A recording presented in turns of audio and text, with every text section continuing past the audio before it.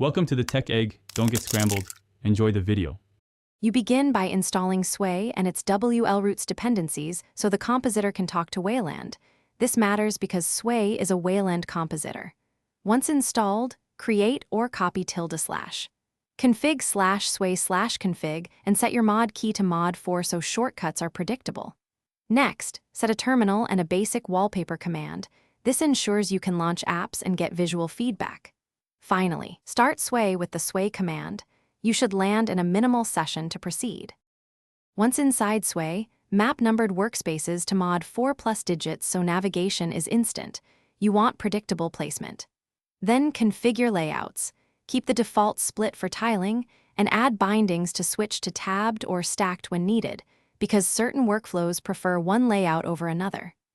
Also create app rules with for window to pin a browser to workspace 2, a chat client to 3. These rules automate placement and reduce manual window juggling as your session grows.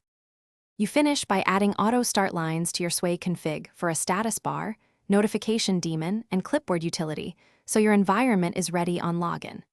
After saving the file, reload configuration with mod 4+ Shift+C and test key bindings, focus, and workspace moves to confirm behavior. If things go wrong, check journal B and Sway logs for errors, then revert the last config changes or comment them out. This quickly isolates syntax mistakes or invalid commands and gets you back to a working session.